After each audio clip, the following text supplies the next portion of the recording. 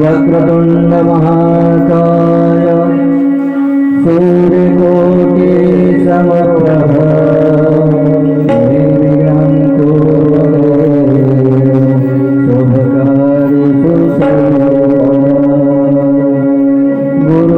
गुरुर्ब्रह्मा गुरुर्विष्णु गुरुर्देवो महेश्वरा गुरुसाक्षात् परब्रह्म तस्मै श्री गुरुवे नमः। ब्रह्मानन्दं सुखदं केवलं ज्ञानमूर्ति दिवादितं सर्वसं दर्शनसादिलक्षणम् एकं नित्यनिर्मलमचलं सर्वादिशास्त्रीभूतं भावातीतत्रिज्ञरहितं सद्गुरो तन्नमामि। गोरक्षयाविन्दर्गर्भरस्य अर्गङ्गकाणी गुणचिन्नाधार तोरं गिरेवानकोर्गस्वर्गं भूमिं भर्गो नवनाथ शिखा।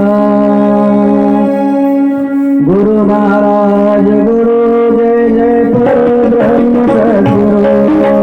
गुरु महाराज गुरु जय जय परब्रह्म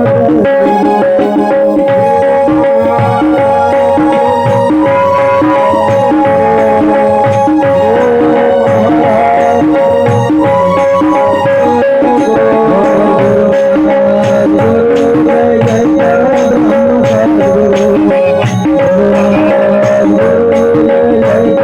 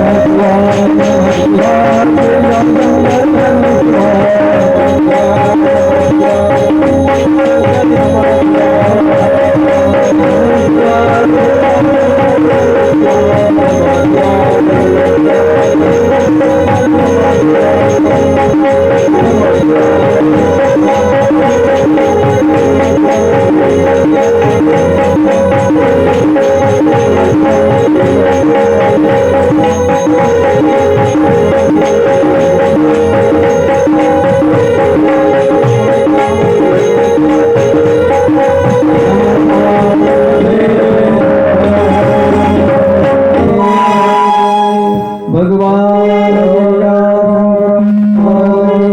जय सद्गुरु रेवंशी तुझवाचार्य महाराज की जय। ओम नमः पार्वती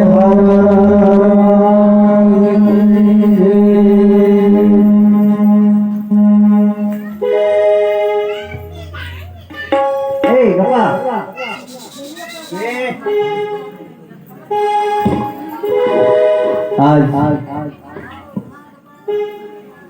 नेमान आपल्या कथेचा तिसरा दिवस, पण आपल्या सोयीप्रमाणे आज आपला दुसरा दिवस.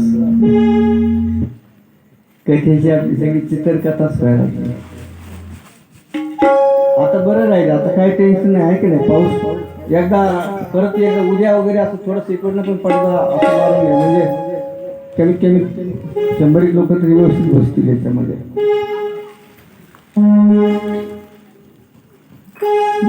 आज या पावन नगरीमध्ये माता गिरिजा शंकर यांच्या मूर्तीची प्राण प्रतिष्ठा झालेली आहे.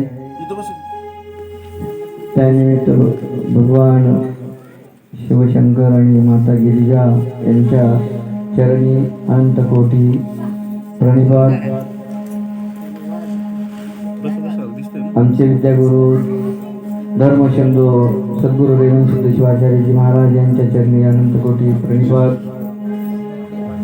विश्ववंदे विश्वाराध्य काशी विश्वेश्वरांच्या चरणी नतमस्तक होऊन आजच्या सेवेला प्रारंभ करत आहोत. नुकताच आज सकाळपासून आपण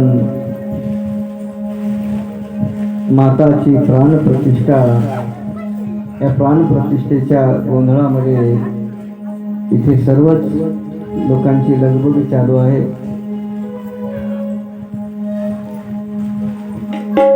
पर्जन्यवृष्टीमध्ये गिरिजा शंकर माताचं या ठिकाणी निवास अकल्पाचं स्थान प्रस्थापित झालेलं आहे. त्यामुळे मातेच्या रूपामध्ये जे विश्वज्योत आहे, ती विश्वज्योतीचा प्रकाश जरी तुम्हाला दिसत नसला तर अंतर्मुखाने जर आपण पाहिलं तर गिरिजा शंकर मातेचा जो प्रकाशमय ज्योत आहे ते अखंड तुमच्या गावावर अशीच प्रेरणा देत राहणारी आहे. ही जी अनुभूती आहे ते तुम्हाला कधीही यापुढे इथे कमी पडणार नाही. साक्षात शिव आणि माता पार्वती यांचं या गिरिजा शंकरच्या रूपामध्ये आगमन झालेलं आहे. लख पडला प्रकाश दिवट्या मशालीचा,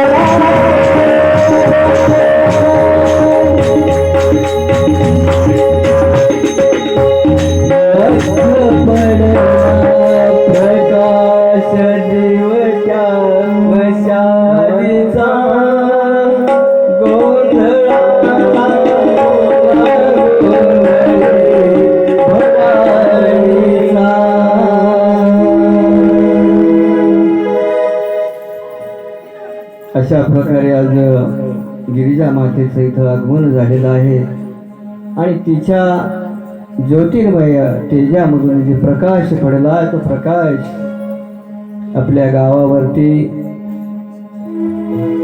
अकल्प राहो हीच भवानी चरणी प्रार्थना आणि सद्गुरूंच्या चरणी वंदन करून काल आपण चंचुला व्याख्यान पाहत होतो. चंचुला व्याख्यान पाहत असताना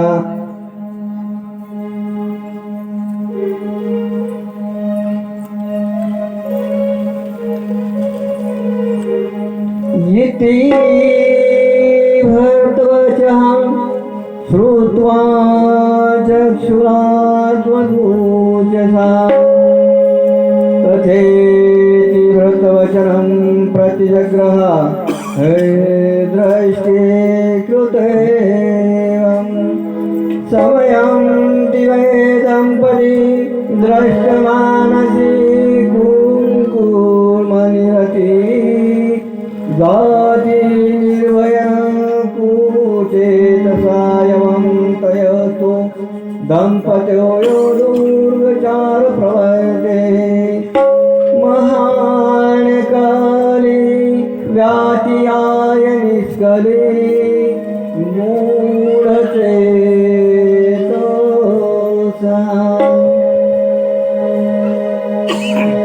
अवधूतजी शौनक ऋषींना चंचुलाचं व्याख्यान सांगत आहेत. आपण काल पाहिलं ही चंचुला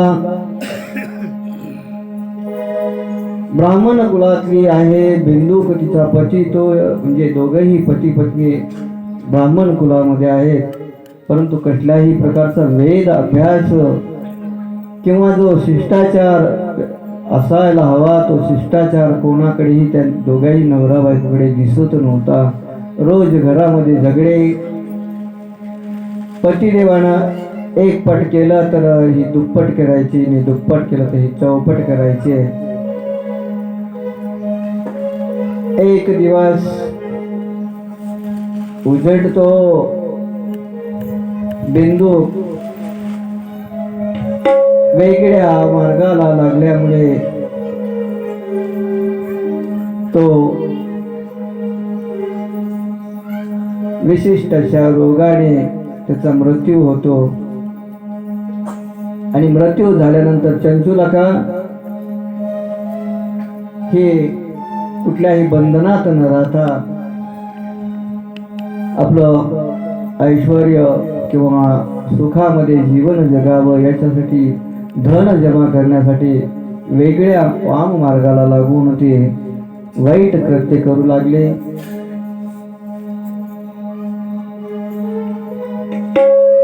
हे सर्व करत असताना एक दिवसाचा प्रसंग आहे.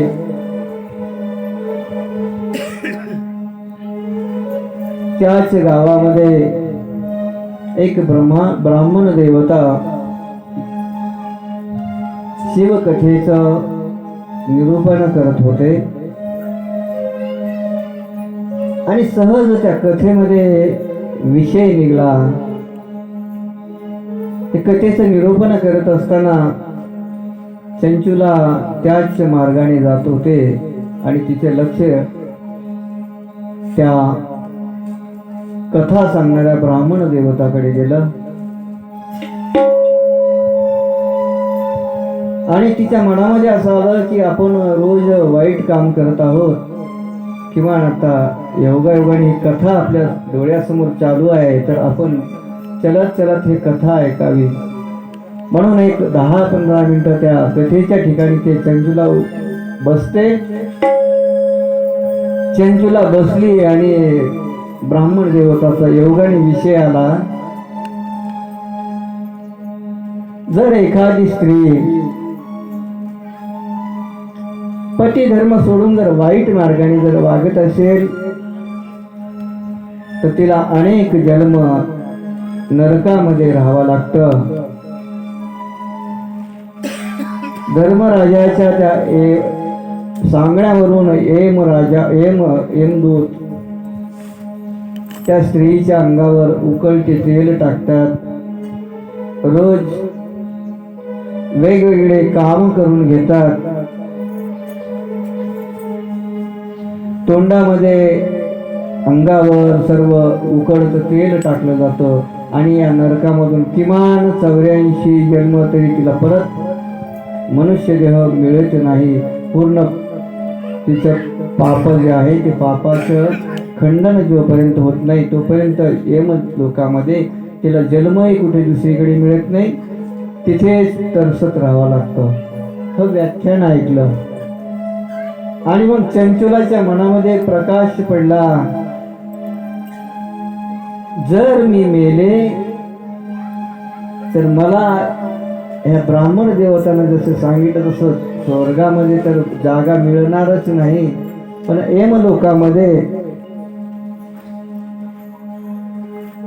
मला कितीतरी जन्म तरसत राहावं लागेल. म्हणून यामधून काहीतरी सुटका झाली पाहिजे. आता मी जरी हे पाप करायचं बंद केलं, वाईट मार्गाला जायचं जरी बंद केलं, तरी पण मी त्या अगोदर मात्र बरेच दिवस मी हे वाईट काम केलेलं आहे. म्हणजे मी सोडून जरी दिलं तरी मला सजा होणार आहे आणि नाही सोडलं तरी सजा होणार आहे. पण आपण विचार करतो ना की जसं स्वतःहून जर शरण गेलं तर कमी शिक्षा मिळते आणि पकडून नेलं तर जास्त शिक्षा मिळते. तसं चंचुलाला वाटलं की आपण आता शरणागती पत्करलेली चांगली, किमान लवकर आपली या नरकामधून सुटका होईल. आणि म्हणून ती ब्राह्मण देवताकडे जाते आणि ब्राह्मण देवताला म्हणते की ब्राह्मण देवता, मी खूप वाईट वागले, मी माझ्या पतीच्या विरोधामध्ये वागले. पती जर एक पतीने वाईट काम केलं तर ते मी दुप्पट करत होते. नाही त्या गोष्टीचा मी उपभोग घेतला आणि तुम्ही आता या शिवपुराणामध्ये विषयानुसार सांगितलं की एखादी स्त्री जर वाईट वागली तर तिला नरकवास मिळतो. आता मी तर वाईट वागले आणि मग मला तुम्हीच या नरकामधून वाचवण्याचं कार्य कराल, या अपेक्षेने मी तुम्हाला विनंती करते की मला यातून सुटका करण्यासाठी काहीतरी वेगळा मार्ग दाखवा. हे म्हणल्यानंतर ब्राह्मण देवता विचार करतात, पण जे धार्मिक कार्यामध्ये आहेत असे लोकांचे विचार कधीच वाईट नसतात. तसे हे ब्राह्मण देवता त्यांनी कधी वाईट विचार नाही केला की हे वाईट वागणारी स्त्री आहे, आपण हिला मदत नाही करायला पाहिजे. ते महात्मा ते चंचुलेखाला मदत करण्यासाठी तयार होतात आणि चंचुलेखा म्हणते की मला आता हे सोडण्यासाठी किंवा या नरकातून सुटका करण्यासाठी मी काय करायला पाहिजे. तेव्हा चंचुलिकाच्या संदर्भामध्ये ते गुरुदेव या ब्राह्मण देवता म्हणते की यांची सुटका करण्यासाठी तुला गुरुला शरण जावं लागेल. तर गुरुला जर शरण गेलीस तर तुझं हे पूर्ण नाहीसं होईल आणि तुला एक चांगला मार्ग मिळेल. म्हणून पहिला तू गुरुला शरण गेलास किंवा गुरु केलास, गुरु दीक्षा घेतलीस तर तुझं यामधून कल्याण होईल. तेव्हा चंचुलका म्हणते की गुरुजी, आता मी तर बाई आहे, अगोदर तुम्ही वाईट कार्य करत आले तर मग आता मला गुरुपर्यंत जाण्यासाठी मी काही सोडू शकणार नाही. मग एक करा, माझी विनंती आहे की तुम्हीच माझी गुरु व्हा, मला तुम्ही गुरु मंत्र द्या.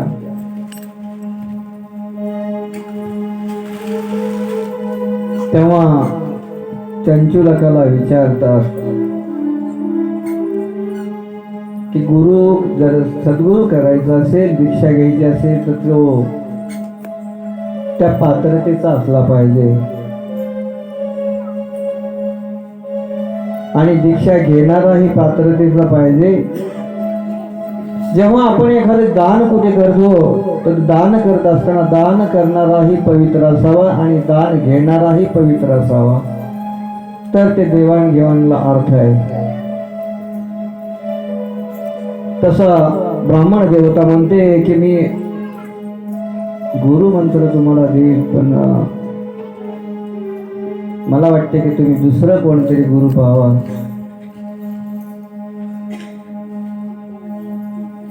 तेव्हा चंचुलका सहज म्हणते, थोडी सोड थोडी.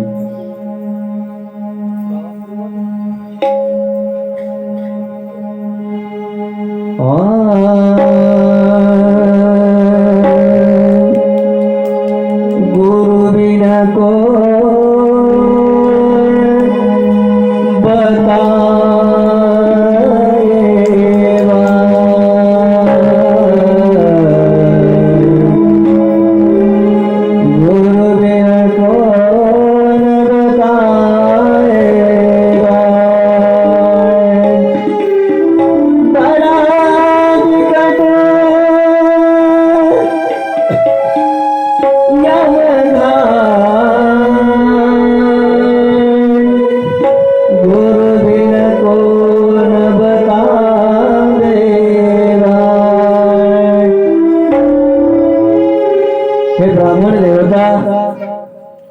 स्वर ठेवतच जा दादा. ब्राह्मण देवता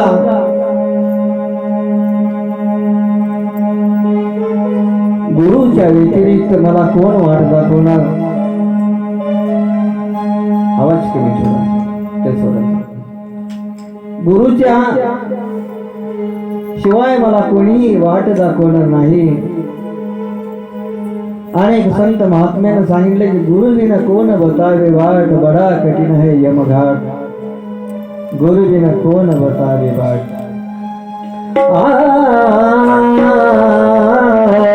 गुरुजीनं कोण बतावे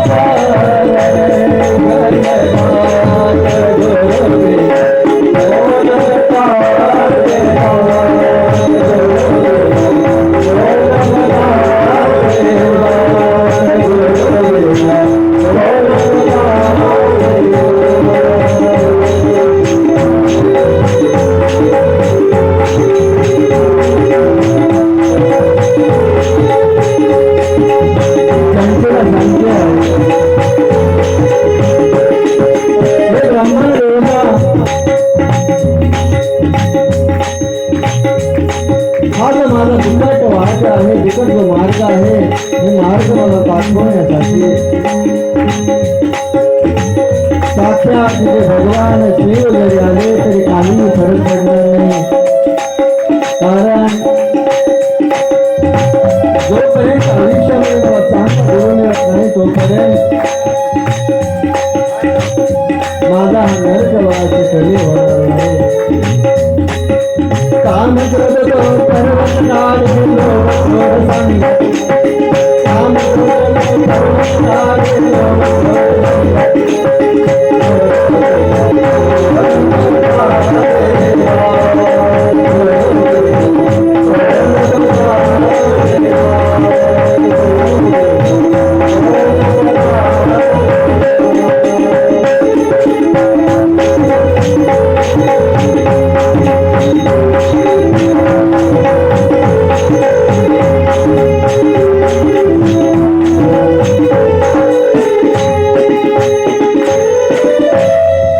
चंचुराला ब्राह्मण देवता गुरु दीक्षा देतात. गुरु दीक्षा दिल्यानंतर चंचुलाचं पूर्णपणे मत परिवर्तन होतं. परंतु आपण सगळे अनुभवी आहात. एखादी जर गोष्ट आपल्याकडून घडून गेली आणि त्याच्यानंतर जरी मत परिवर्तन झालं तर त्या घडून गेलेल्या कर्माचं फळ किंवा कर्माची जी सजा आहे ते मात्र आपल्याला चुकत नाही. काही करा. आज जर आपण एखाद्याची जर काहीतरी वस्तू चोरली आणि नंतर आपल्याला पश्चाताप झाला की अरे आपण तिची वस्तू उगाच चोरली, ती परत देऊन जावं. पण आपण वस्तू जर त्याच्या घरी परत ठेवली पण ती झालेली चुकीची सजा मात्र आपल्याला मिळतेच. तसा चंचुलाच्या मनामध्ये मत परिवर्तन झालं. मत परिवर्तन झालं पण मागचे जे केलेलं कर्म होतं त्या कर्माची सजा मात्र कमी, थोडीफार कमी फक्त, पण सजा झाली. जिथे जन्मठेप फाशी मिळायची तिथे जन्मठेप झाली, एवढाच फरक. आणि मग चंचुला तेव्हापासून शिवभक्तीमध्ये रममाण होते. अचानक एक दिवस उजळतो आणि कैलासामध्ये पार्वती आणि शिवशंकरांचं संवाद चालू असताना आकाश मार्गे गमन करत असताना पार्वतीचं लक्ष जातं. हे चंचुला एका ठिकाणी जे तपस्या करत असते तिकडे. हे थोडं पोरं थांबवा की जरा. आपापली थांबावर लेकर लेकर ऐकत नाही. चंचुला का इथे तपश्चर्या करत असते. हांताल कोणाला. आणि तपश्चर्या करत असताना वरतून पार्वती आणि भगवान शिवांचे आगमन असतं. ते आगमन करत असताना पार्वतीचं सहज लक्ष जातं आणि भगवान शिवाला पार्वती म्हणते, हे नाथ, खूप दिवस झाले ही चंचुलका आपल्या नावाचा जप करते आहे. मला वाटतं आता तिची परीक्षा संपलेली आहे. तिला आपण कैलासावर आणावं. तसं कैलासावर आणावं म्हणल्यानंतर भगवान शिव तयार होतात आणि चंचुलाकाला सदेह कैलासामध्ये घेऊन जातात. कैलासामध्ये गेल्यानंतर खूप दिवस ते माता पार्वतीची सेवा करत असते. सेवा करत असताना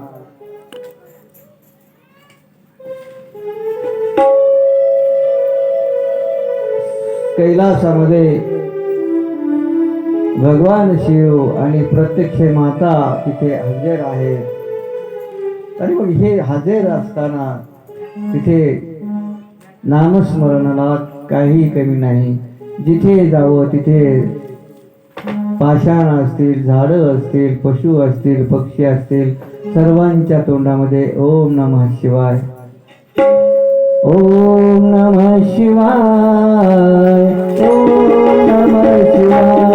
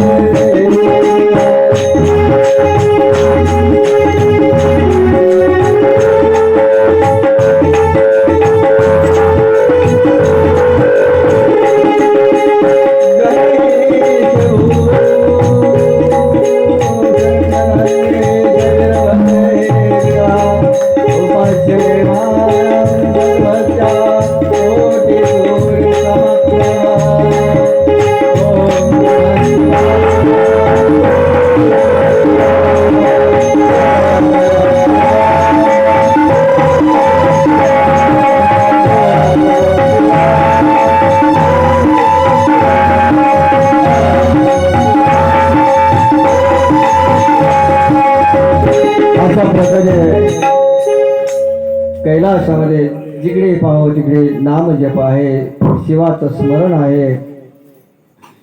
चंचुला सदेह कैलासावर पोहोचते आणि पोहोचल्यानंतर भगवान शिवाचं, भगवान माता पार्वतीचं कौतुक करते, स्तुती करते. आणि स्तुती पाहिल्यानंतर भगवान शिव प्रसन्न होतात. पार्वती माता म्हणते की चंचुला, आजपासून तू माझी दासी. आणि चंचुला ही पार्वती मातेची दासी म्हणून त्या ठिकाणी मातेची सेवा करतात. काही दिवस लोटले जातात, सेवा होत राहते.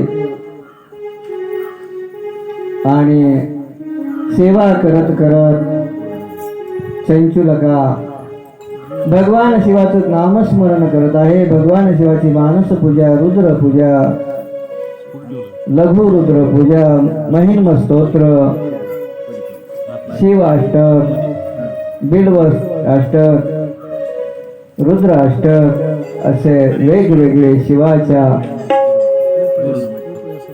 शिवाला प्रसन्न करून घेण्यासाठी स्तुती करते. भगवान शिव प्रसन्न होतात आणि चंचुलकला म्हणतात की मी तुझ्या केलेल्या या भक्तीवर प्रसन्न आहे, माग तुला काय मागायचं आहे. वरदान माग म्हणून भगवान शिव जेव्हा बोलतात तेव्हा आता चंचुलका पहिली चंचुलका नाही राहिली, शिवमय झालेली चंचुलका आहे. आणि आजही आपण त्याचा अनुभव घेतो. एक पती पत्नी जर असतील तर त्यांचं लग्न झाल्यापासून शेवटपर्यंत जमत नाही, एकमेकांचं शेवटपर्यंत जमत नाही.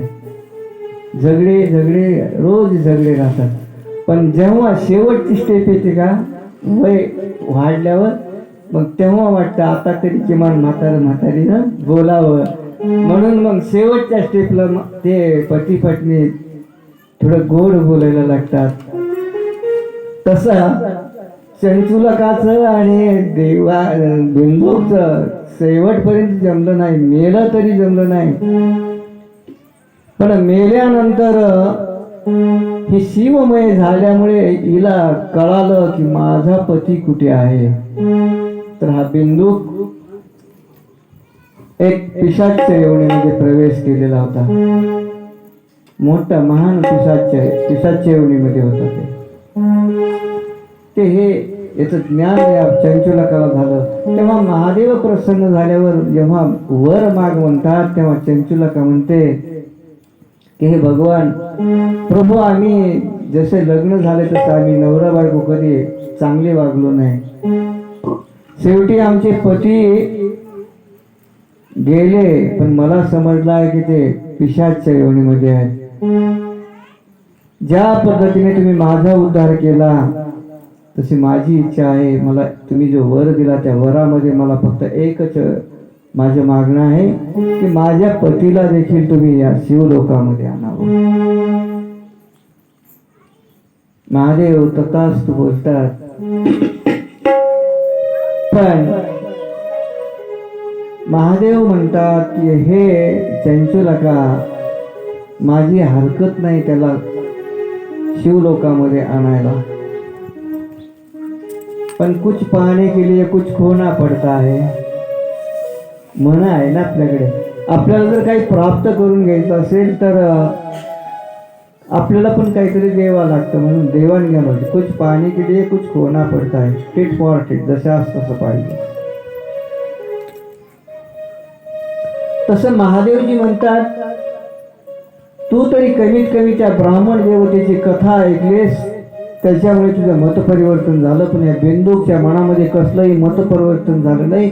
त्याच्या नावावर एक किंचित असं पुण्य नाही.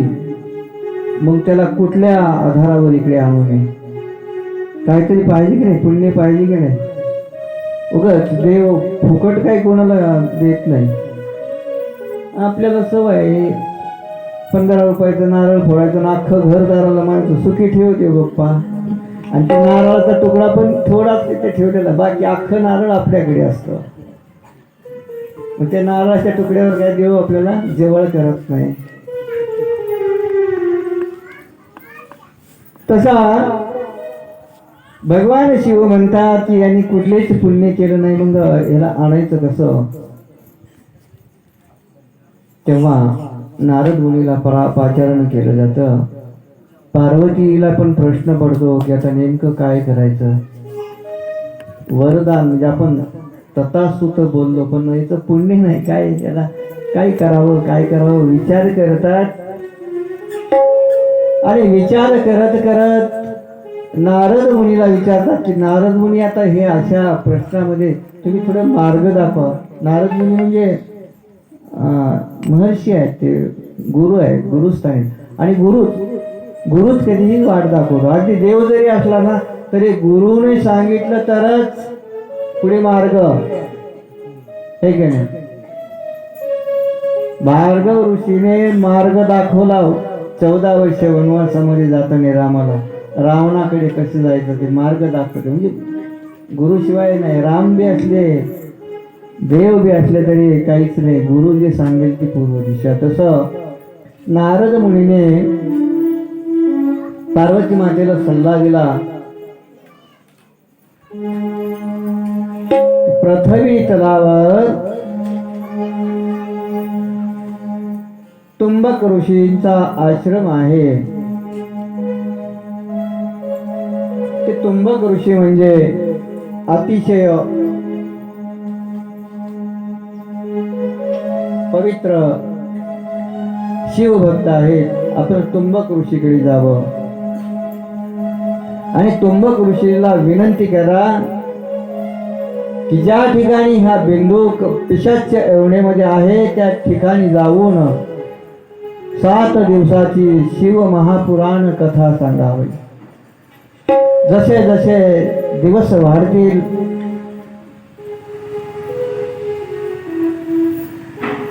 त्या ठिकाणी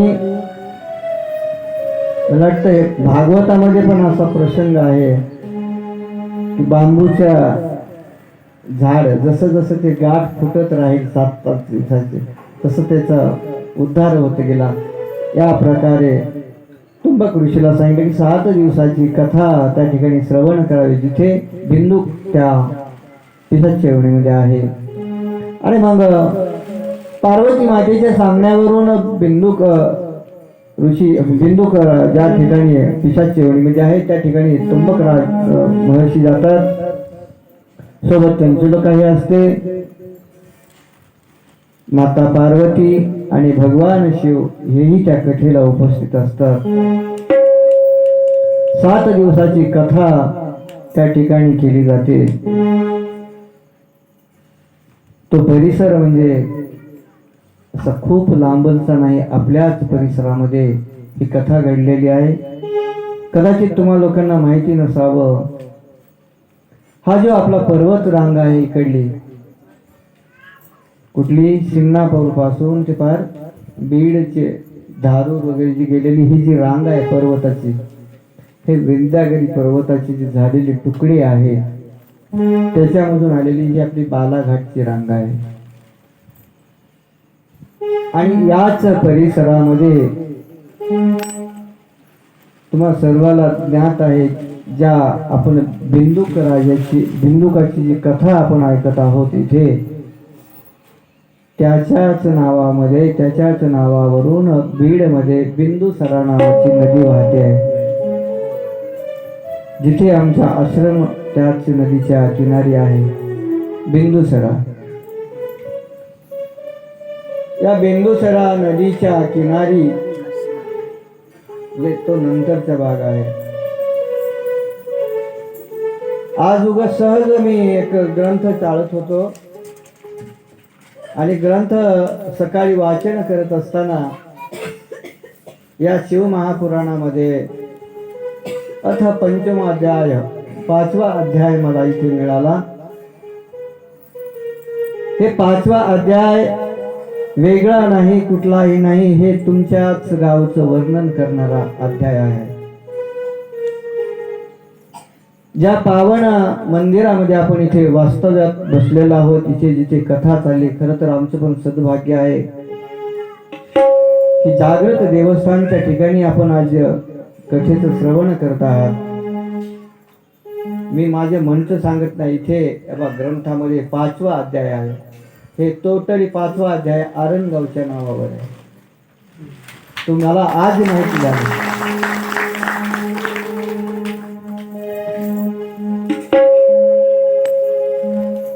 तत्र गत्वा किं चाकर चंचुला प्राप्त सद्गते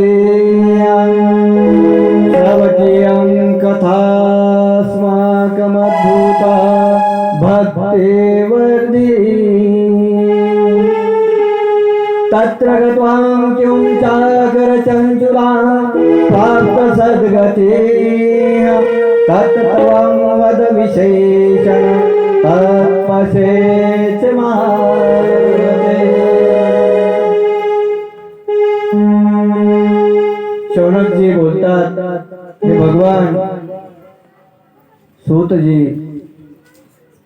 ज्या ठिकाणी बिंदुकाला शिव पद प्राप्त झालं ते कसं झालं, कोणामुळे झालं, याचं सविस्तर वर्णन आम्हाला सांगावं आणि कुठे झालं.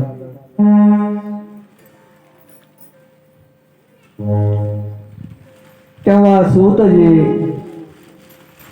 सुंदर असं वर्णन करतात गिरिजे स्कंदमात तत्वसेविता सर्वदा नरे सर्व सौख्य प्रदे शंभुप्रिये स्वरूपी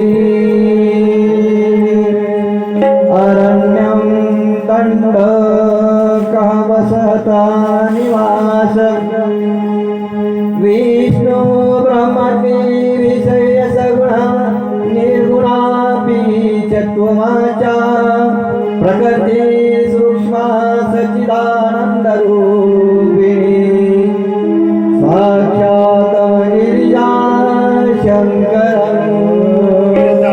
शंकर की जय.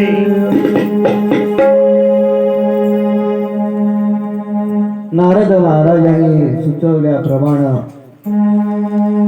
सवनाची विचारतात की मला याचं चरित्र सांगावं. तसं सूतजी विस्तारित हे चरित्र आपल्या समोर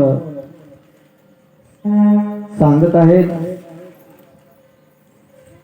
विंध्यागिरी पर्वताच्या रांगेमध्ये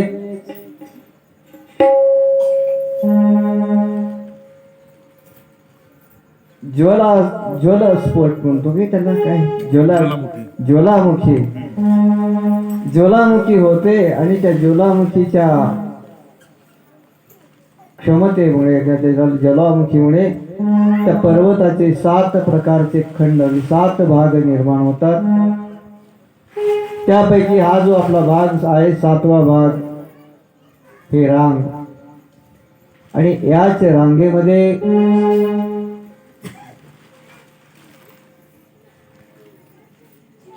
तुंबक ऋषींचा जो आश्रम आहे तो तुंबक ऋषीचा आश्रम अरण्य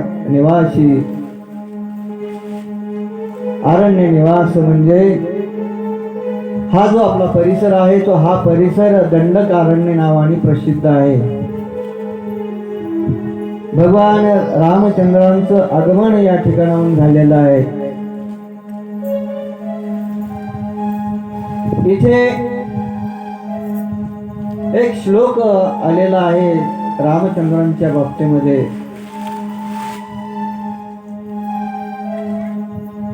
भगवान रामचंद्र या बाजूने उत्तरेकडनं इकडे येतात. मग सौताड्याचा रामेश्वर मंदिर आहे. तिथून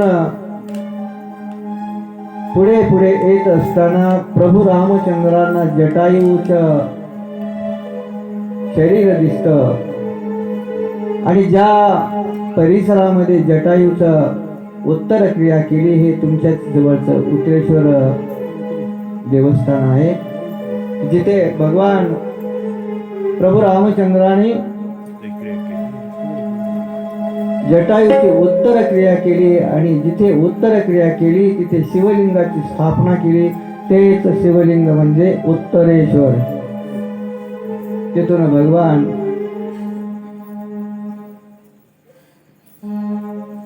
उत्तर क्रिया केल्यानंतर जिथे शिवलिंग स्थापन केलं तत्पूर्वी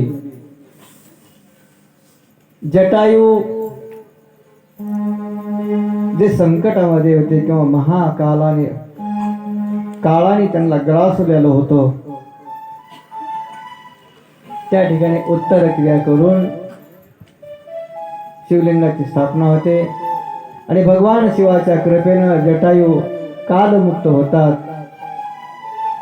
ज्या ठिकाणी जटायूची कालमुक्तता झाली तेच कालमुक्तेश्वर म्हणजे काळेश्वर म्हणजे तुमचे काळेगावचं. असे जवळीक येत येत हा प्रसंग या ठिकाणी आलेला आहे. म्हणून हे जे अरण्य निवास आहे अपभ्रंश म्हणून अरण्य निवासाचं नाव पुढे अरणगाव असं झालं असं माझी कल्पना आहे. तुम्हाला काय वाटतं ते तुम्हालाच माहिती.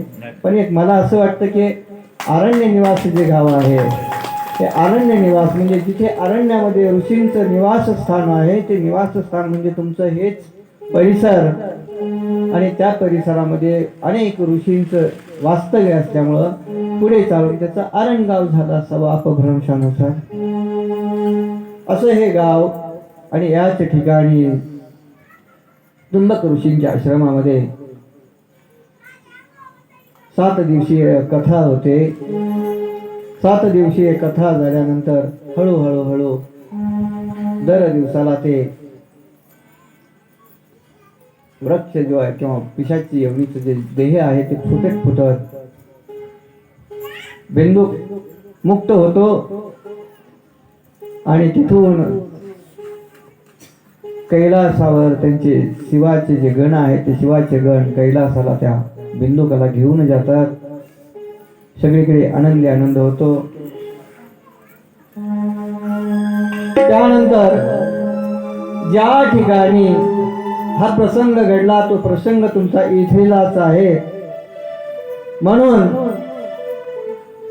तुंबक ऋषी हे सर्व देवगण कैलास सगळे प्रसन्न होतात आणि बिंदुक पण कैलासाला घेऊन जातात. सहर्य शिवपद त्याला प्राप्त होतो. तेव्हा तुंबक ऋषी म्हणतात आणि तुंबक ऋषीचा निरोप घेतात भगवान शिव आणि पार्वती. ते भगवान शिव आणि पार्वती निरोप जेव्हा घेतात तेव्हा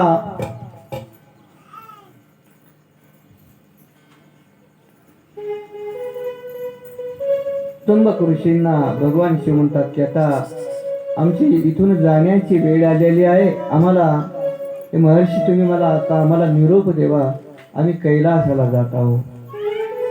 तेव्हा तुंबक ऋषींना अश्रू अनावर होतात आणि ते भगवान शिवाला आराधना करतात. भगवान शिवाची स्तुती करतात. ओम शिव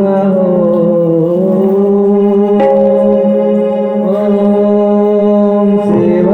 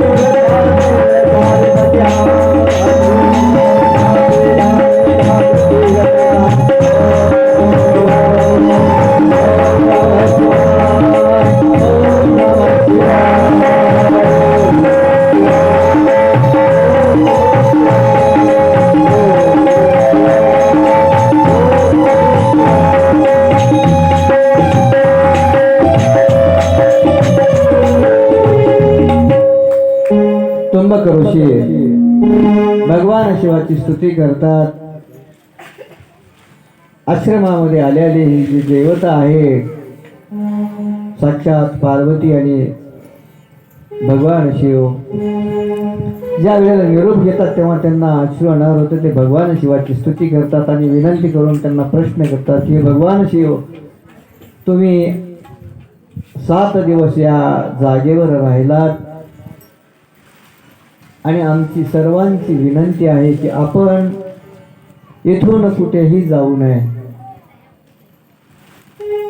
भगवान शिवाची स्तुती केल्यानंतर भगवान शिव, तर आपण सगळ्यांनाच माहिती आहे की थोडं जरी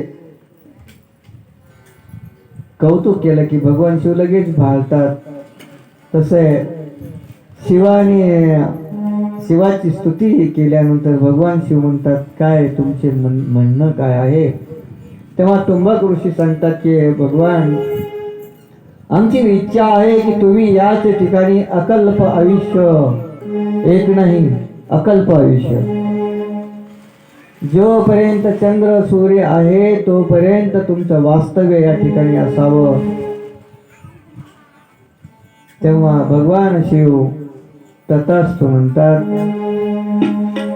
आणि तेव्हापासून तुमच्या याच गावामध्ये गिरिजा आणि शंकर साक्षात भगवान आणि शिव पार्वती अकल्प आयुष्य या ठिकाणी आहेत. तुम्ही सर्व खरं तर भाग्यवान आहात, भाग्यवंत आहात. ज्या परिसरामध्ये शिव महापुराणातील पहिलाच स्कंदातील पहिला भाग चंचुलकाचा उद्धार, बिंदुकाचा उद्धार ज्या पवित्र जागेवर झाला त्याच जागेवर बसलेलो आहोत. कदाचित मी तुंबक ऋषीच्या जागेवर असू शकतो, इथं काय सांगावा. हे वटवृक्ष आहे, एक सिद्ध असं ही जागृत ठिकाण आहे. अशा या पवित्र ठिकाणी अकल्प आयुष्य भगवान शिवाचं वास्तव्य, माता पार्वतीचं वास्तव्य आहे. आज माता पार्वतीचं आणि भगवान शिवाचं पुनरुज्जीवन इथे झालेलं आहे, प्राणप्रतिष्ठा झालेली आहे. पण आपल्याला उगे सवय राहते बघा, एखादा पाहुणा घरी आला की त्याला बळबळ खाऊ घालतो ना आपण, हे की नाही, हे खा, चहा घ्या, 4-4, 5-5 वेळेला चहा पाहुण्याला. पाहुणा कंटाळून जातो, म्हणतो आता बस करा, मला काही नको, मला पोट खूप गच्च झालंय, आता काही खायचं नाही. त्यामुळे मग ते त्रास द्यायचं बंद केलं तर पाहुणा राहतो. नाही तर म्हणतो नको बाबा, आता दुसऱ्यांदा त्या घरी जायला नको, नाही तर त्या घरी गेला तिथली पाहुणी आम्हाला बसूच देत नाही, हे खा ते खा, सगळं गेलं की दवाखान्यामध्ये भरती व्हावं लागतं. जसं हे तुमचं दररोजच्या जीवनामधलं उदाहरण आहे, तसंच हेच उदाहरण भगवान शिव आणि माता पार्वतीच्या बाबतीमध्ये लागू होत आहे. आज भगवान शिवाची आणि गिरिजा मातेची भव्य आणि सुंदर अशी जागृत मूर्ती या ठिकाणी बसवलेली आहे. म्हणून तुम्हाला पण खूप आनंद झाला असेल की आपल्या गावामध्ये आता नवीन मूर्ती, पहिले शिवलिंगच होतं ना, पाठीमागी मूर्ती नव्हती, छोटी मूर्ती होती, आता भव्य अशी मूर्ती आहे. तुम्हाला सगळ्यांना आनंद झाला असेल आणि तुम्ही मग आनंदाच्या भरात काय करणार आहे माहिती का? रोज उठलं की ते कुंकू लावीत बसाल त्याला, है की नाही? त्या देवीच्या कपाळ सगळं कुंकानं सुजून गेलं पाहिजे, हे असं काही करू नका. आपल्याकडे जर एखादी सुंदर वस्तू असेल तर त्याला जर आपण सारखं सारखं ते ब्रश मारीत बसलं तर बेडब होते. किंवा आपण आपल्या कंपाळीला रोज कुंकू लावतो का? नाही लावत ना. रोज रोज जर कुंकू लावत राहिले तर कपाळ सुजून जाते. तेव्हा तुम्हाला सर्वांना विनंती आहे, मी नेहमी सांगत असतो, तुम्हाला पटतंय किंवा नाही, तुम्ही मला महाराज असे का बोलतात काही कळत नाही, महाराज लोक तर सांगतात की धर्म करा, देवदेव करा असे सांगतात, पण मी एकटाच बाजूला आहे. मी कधीच तुम्हाला म्हणणार नाही तुम्ही उपवास करा म्हणून. मी तर म्हणे 3 टाइम कचकून खायचं आणि देवाचं नाव घ्यायचं. देव तुम्हाला म्हणत नाही का तुम्ही उपवास करा. उपवास जर तुम्ही 8 दिवस जेवणच नाही केलं तर तब्येत बिघडून जाते, आणि जर तब्येत बिघडली तर तुम्ही काय देव करणार नाही, त्याचा तुम्हाला पुण्य मिळणार. म्हणून मी एवढं मात्र माझ्याकडनं आग्रह आहे तुम्हाला, रोजचा देवाच्या संदर्भामध्ये देवाला प्रसन्न करून घेण्यासाठी जर तुम्हाला उपवास करायचा असेल तर उपवासी राहू नका. पोटभर खायचं आणि मग पूजा करायची. पण एक मात्र नक्की करा, जे तुमच्या मनामध्ये जर एखादी वाईट गुण असेल तर तो वाईट गुणाचा त्याग केला तर तो खऱ्या अर्थाने तुमचा उपवास आहे.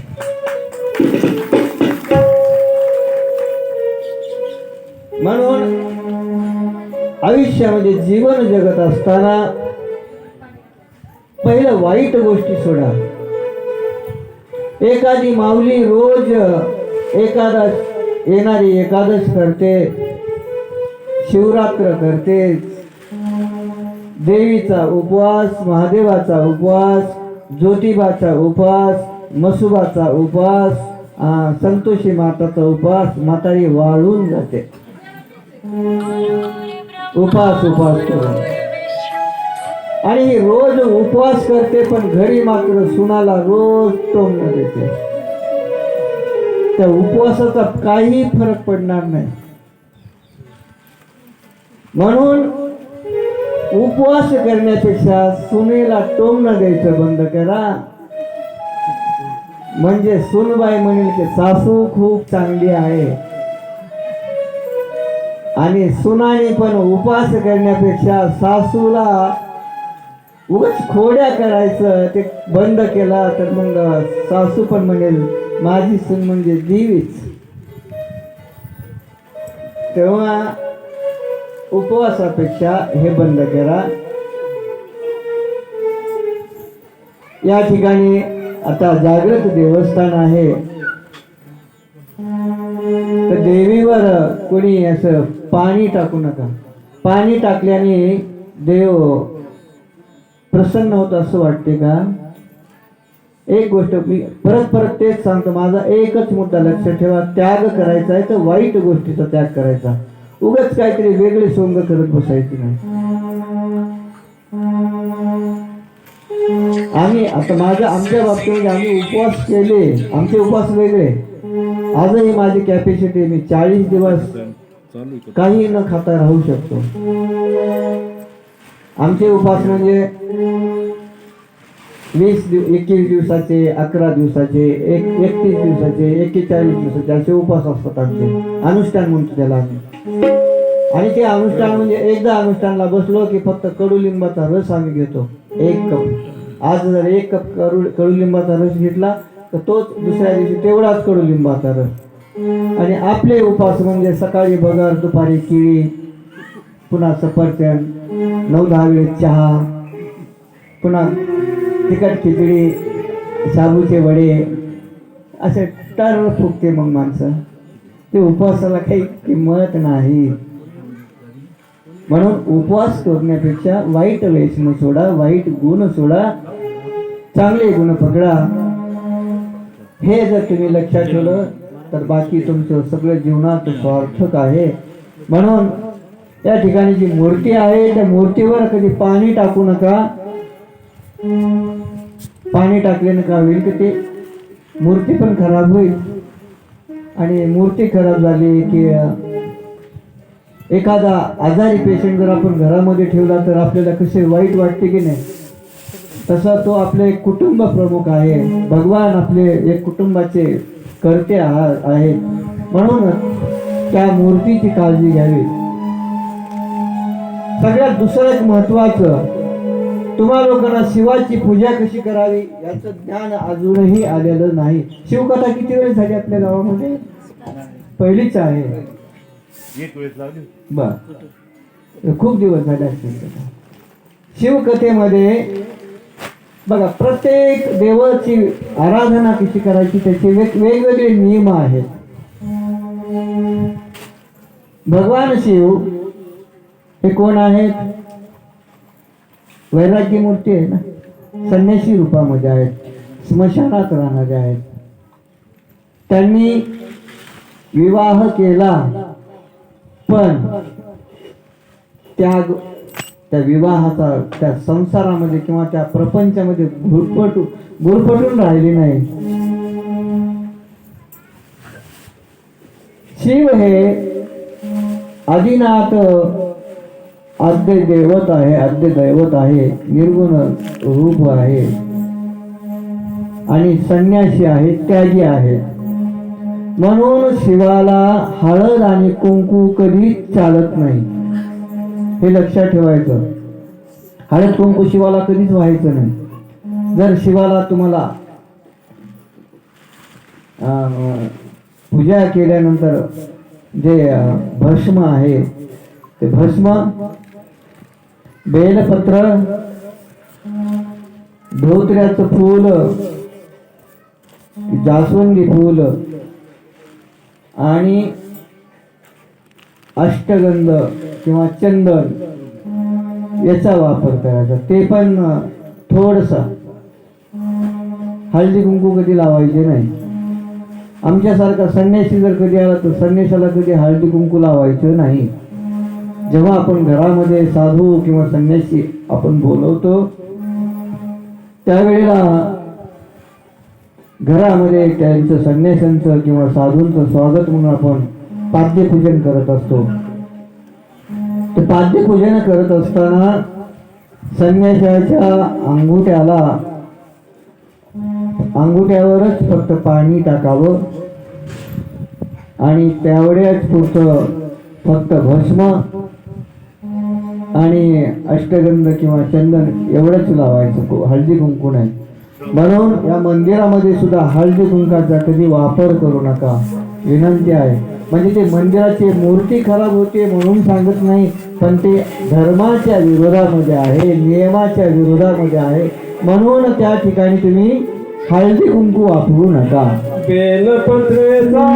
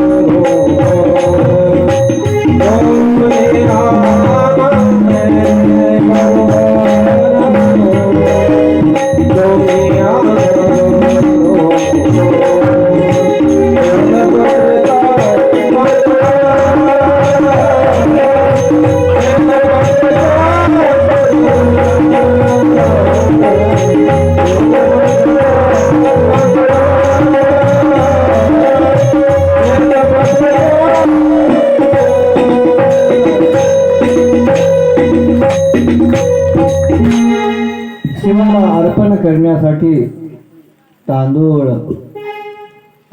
बेलपत्र, प्रत्येक सोमवारची वेगवेगळी मूठ असते.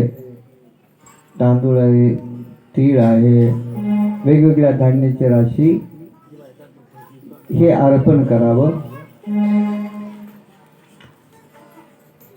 आणि हे करत असताना मी पहिल्या दिवशी परवा पण मला वाटतं कथेचे नियम तुम्हाला सांगत होतो.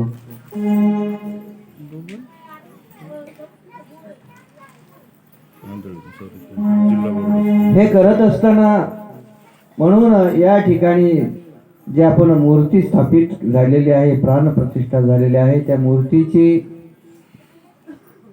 आपण जर चुकीचं जर काही वागलो तर ते चुकीचे वागत असताना नियमाच्या विरोधात जर वागलो तर ते एक वेगळं काहीतरी होऊन बसतं, एक विटंबना केल्यासारखं होतं. म्हणून तुम्ही महिला पुरुष असतील, महिला असतील, सर्वांना या गोष्टीकडे लक्ष द्या की हळदी कुंकू लावू नका, त्या देवाच्या मूर्तीवर पाणी टाकू नका. हे मानस पूजा असते. भगवान शिवाला किंवा माता पार्वतीला सगळ्यात जर प्रिय कुठली जर पूजा असेल तर ती मानस पूजा. शिव मानस पूजा ही सर्वात प्रिय. मानस पूजा म्हणजे काय लक्षात आले का? मानस पूजा कशाला म्हणायचं? बघा, एखादे छोटे मुलं आहेत आणि लुटूपुटूचा खेळ खेळतात, भावला भावलीचा. त्याच्यामध्ये लुटूपुटीच्या खेळामध्ये असते पंचपक्वान्नाचं जेवायला सगळे बसवतात, समोर काहीच नसतं. हे घे तुला पात्र, पात्र नसतं समोर, फक्त म्हणायचं हे घे तुला पात्र. एक जण म्हणतं हे मीठ, एक पाठीमागून दुसरा म्हणतं हे गुलाबजामुन, कोणी म्हणतं हे तुला पोळी दिले, कोणी म्हणतं तुला बुंदी दिले. प्रत्यक्षात ताटामध्ये काहीच नसतं, फक्त मानायचं असतं. याला म्हणायचं मानस पूजा. तसं भगवान शिवाची आणि माता पार्वतीची पूजा करताना आपण मानायचं शर्करम समर्पयामी, दुग्धम समर्पयामी. काहीच नाही, जवळ दूध नाही ना साखर नाही, फक्त समर्पयामी म्हणायचं. समर्पण केलं देवा तुला. हा, अरे त्यांचे तोंड दाबा ना. मी म्हणलो होतं ज्याची त्याची लेकरं आवरा, कारण दुसऱ्याला पेत नाहीत. मोठे लेकर हा, पेत नाही दुसऱ्याला. म्हणून भगवान शिवाची पूजा करत असताना समर्पयामी एवढं म्हणायचं. नैवेद्यम समर्पयामी, पुष्पम समर्पयामी, चंदनम समर्पयामी, शर्करम समर्पयामी, दुग्धम समर्पयामी आणि दक्षिणम समर्पयामी. देणं का घेणं? दक्षिणम 151 समर्पयामी. फक्त म्हणायचं मानस पूजा. याच्यामध्ये भगवान शिवाला सुख मिळते आणि हीच खरी पूजा आहे. म्हणून तुम्हाला विनंती आणि सूचना आहे की भगवान शिवाची इथे जेव्हा तुम्ही मूर्तीची पूजा कराल तेव्हा त्या मूर्तीची विटंबना होणार नाही याची काळजी घ्या आणि फक्त मानस पूजा करा. असं काही ग्रंथामध्ये आता तुम्हाला वाचन नसेल, पण मी जवळपास आता वयाच्या 8व्या वर्षापासून संन्यासी याच्यामध्ये आहे. माझ्या काय वाचण्यात आलं नाही, जगद्गुरु गादीवर बसलो, पण मी वाचलं नाही की महादेवाच्या पिंडीवर 10-10, 20-20 लिटर दूध टाकलं म्हणजे देव प्रसन्न होतो. अजिबात नाही. एखादं देवाच्या इथे जर तुम्हाला देव प्रसन्न करून घ्यायचं म्हणून तुम्ही जर 10-10 लिटर जर दूध त्या देवाच्या अंगावर ओतत असाल तर ते प्रसन्न तर व्हायचं बाजूलाच राहिलं, पण अन्नाचं वेस्ट होत आहे, वेगळं तिचं नष्ट होत आहे, त्याचा उपयोग कुठे होत नाही. देव उलट तुमच्यावर क्रोधित होईल. मग त्याच्यापेक्षा देवाला फक्त दुग्धम समर्पयामी म्हणायचं आणि तेच 10 लिटर दूध इकडे लोकांना खाऊ घालावं, ते पुण्य मिळेल आपल्याला. घरामध्ये घराच्या दारामध्ये जर कोणी संन्यासी आला, कोणी भिक्षुक आला तर किंवा एखादा नवखा जरी माणूस आला तरी त्याला काहीतरी देत जा. एखादी भाकरी म्हणा, त्याच्या झोळीमध्ये काहीतरी दान देत जा. त्याचं कारण असं आहे की प्रत्यक्ष भगवान शिव असतील किंवा तुमचा जो आवडता देव असेल, भगवान विष्णू असतील, भगवान राम असेल, भगवान हनुमान असेल, जे काय तुमचे इष्ट देवता आहे ते इष्ट देवता कधी कुठल्या रूपामध्ये येईल हे सांगता येत नाही. म्हणून दारामध्ये कोणीही आलं, अनोळखी माणूस, उगाच चोर नाही बरं, चोर ओळखायचं शिका. चोर नाही, माणसं ओळखायचे शिकावे. आणि मग कोण दारात आलं की त्याला थोडस देत जा.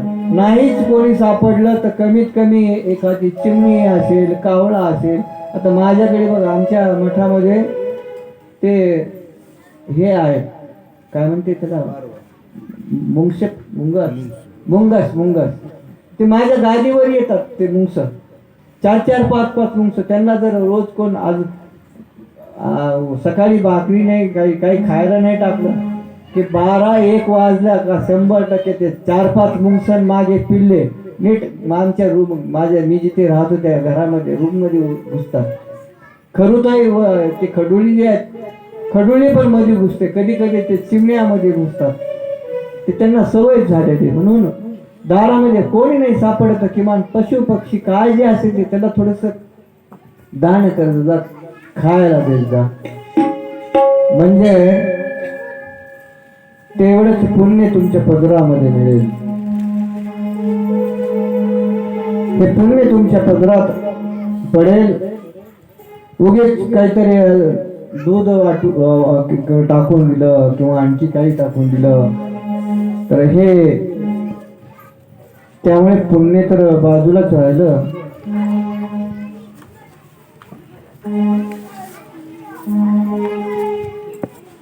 धन्यवाद.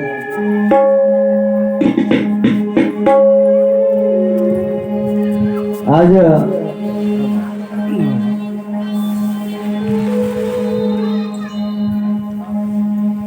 या कथेसाठी आवर्जून आमचे परमस्नेही शिष्य आणि मित्र पण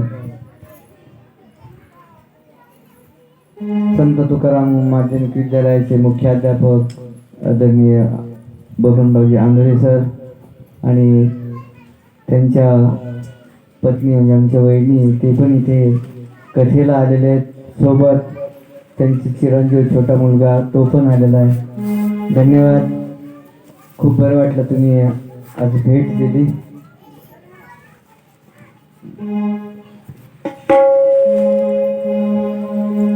कुठवर आलतो आपण? शिवपूजन. दूध. हा, तर ते दुधाचं कुठल्या ग्रंथामध्ये लिखित केलेलं नाही, ग्रंथामध्ये लिहिलेलं नाही की कुठे देवावर 10-10, 20-20 लिटर दूध टाका, अशाने देव प्रसन्न होणार नाही. म्हणून ते दूध फक्त मानस पूजा ठेवा आणि त्या दुधाचा उपयोग लोकांसाठी करा. गोरगरिबाला खाऊ द्या. आमच्यासारखं कुणी आलं तर त्याला चहा पाणी करा.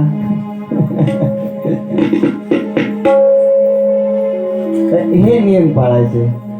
आता लक्षात आलं, भगवान शिवाला हळदी कुंकू लावू नका. नाही त्या गोष्टीचे वाटोळ करू नका. आणि कथा श्रवण करण्यासाठी आल्यावर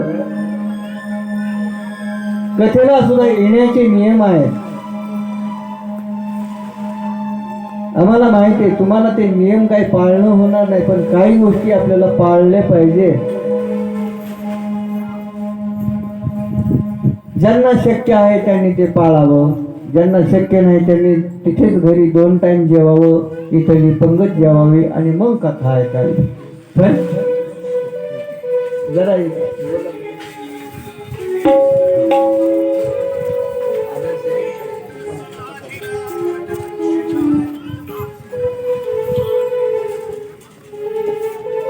कथेला येत असताना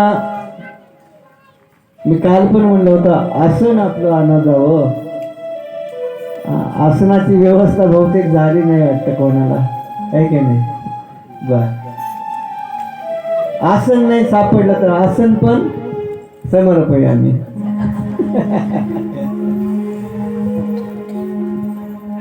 पण कमीत कमी शास्त्र सांगतं, ज्या ठिकाणी शिवकथा असेल, भागवत कथा असेल, श्रीरामचरित्र कथा असेल, नवनाथ कथा असेल, हे कथा श्रवण करत असताना 7 दिवस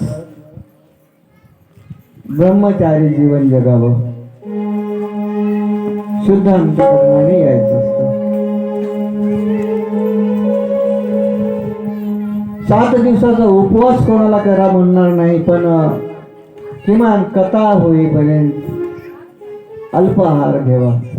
आता त्याचं कारण असं आहे, अल्पाहार का घ्यायचा?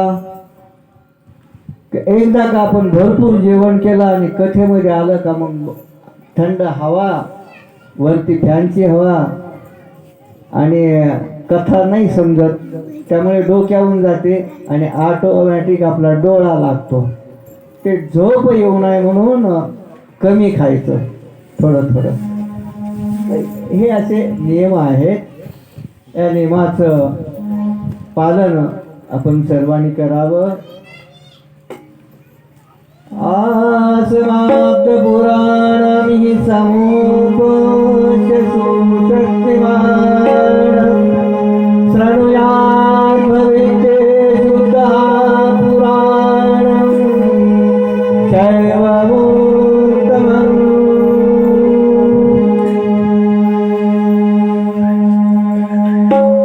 शौनकजी श्रवण करण्यासाठी सुत मुनींच्या समोर बसलेले चंचुलकाचं व्याख्यान, देवराज यांचा उद्धार, शिवलोक प्राप्ती, चंचुलकाचा उद्धार, त्याग आणि तेथून बिंदुक राजाचा उद्धार आणि त्र्यंबक ऋषीच्या आश्रमाचे वर्णन, ज्या ठिकाणी गिरिजा शंकराचं अकल्प आयुष्याचं वास्तव्य आहे त्या निवासाची माहिती आपण पाहिली.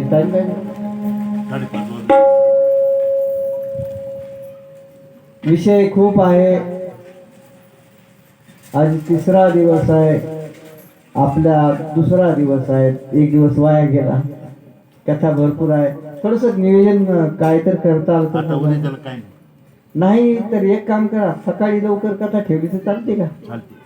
12ला मोकळं. नाही 12ला नाही, 1ला चालू करू. 1ला चालू करू. हा? कारण 1 तासानं अगोदर करू.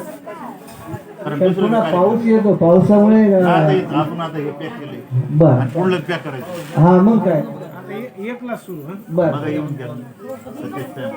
आता आता हे याला थोडस करायचं मग इथं. ठीक आता आहे. इथलं काढायचं नाही. बर बर. आणखी याला थोडं मागे घेऊ, थोडं आणखी जागा होईल. हो हो. पाठीमागे घेऊ आपल्या. किंवा ते तिकडली जागा जर इथे मागे करता आलं तर हे आणखी मोकळं होईल बसायला.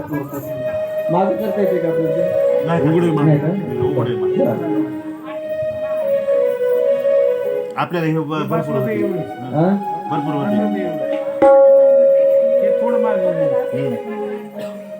त्यामुळे आपण कथा उद्या 1ला सुरुवात करणार आहोत. सर्वांनी आता नोंद घ्यायची. मानस पूजाकडे लक्ष द्यावा. आणि कुठेही मानस पूजा नाही बरं, फक्त महादेवाकडे चालते. नाही तर घरी गेल्यावर लावताना भांडणं लागायचे. पतिदेव जेवायला बसायचे, तुम्ही म्हणायचे भाकर समर्पयामी, कोरड्या समर्पयामी. ते म्हणायचे काय देणं न घेणं नुसतंच चाललंय समर्पयामी. फक्त महादेवापाशीच या गोष्टी. तर अशा पद्धतीच्या आजच्या आपण या कथेला या ठिकाणी पूर्ण विराम देऊया. सगळीकडे अडचण आहे. निसर्गाचं वातावरण, निसर्ग कधी अशा अगदी भर पावसामध्ये आपण कार्यक्रम करतो आहोत की काय असं वाटतं. म्हणून आपल्या गावची परिस्थिती अशी, भक्ती करायची का खायचे ते धान्य झाकून ठेवायचं, घरचं पाहायचं काय करताय लक्षातच येणार. भक्ती करू का सांगा मी काय करू. सांगा मी काय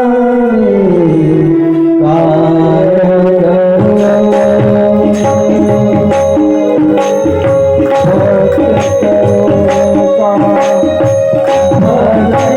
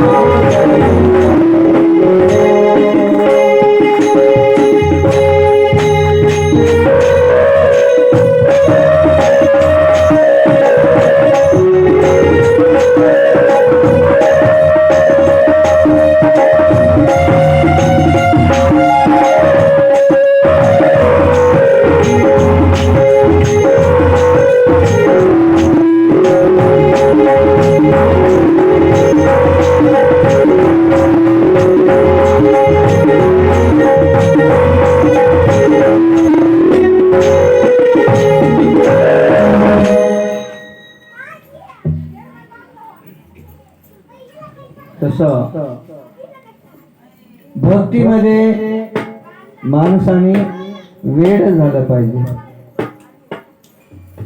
आपण वेड होतो, पण आपलं वेड मात्र वेगळं आहे.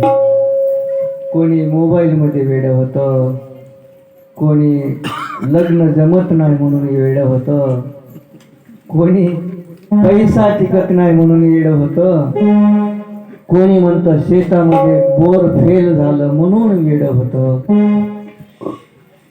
वेडाचे प्रकार खूप आहेत. पण माणसाने जेव्हा मनुष्य जन्म आपण धारण केला, एक पवित्र जन्म आपल्याला मिळालेला आहे, तेव्हा भगवंताच्या नामस्मरणामध्ये जर वेड लागला तर सर्व प्रपंचामध्ये येणाऱ्या अडचणी नष्ट होतील. उगाच मला हे नाही मिळालं, ते नाही मिळालं म्हणून जर वेड होत राहिलं तर सगळंच वाया जाते. म्हणून एकच वेळ ठेवायचा, भगवंताच्या नामस्मरणाचा वेळ, आणि त्या वेळामध्ये आपण यशस्वी झालं का संसारामधून तुम्ही सर्व पार पडलात. म्हणून भगवंताच्या प्रेमामध्ये वेड झालं पाहिजे. वेड कसं व्हावं, भगवंताचं वेड कसं लागते, संत शिरोमणी मनमथ स्वामी सांगतात. वेड झालं, वेड झालं, वेड झालं, वेड झालं, वेड झालं, वेड झालं, वेड झालं.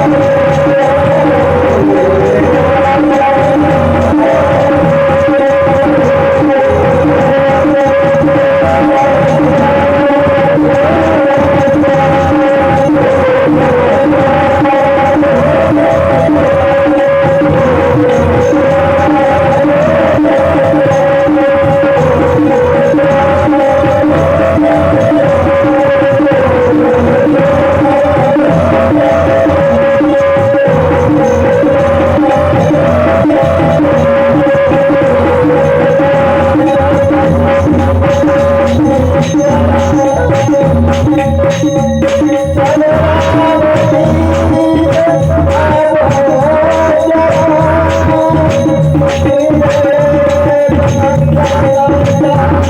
you.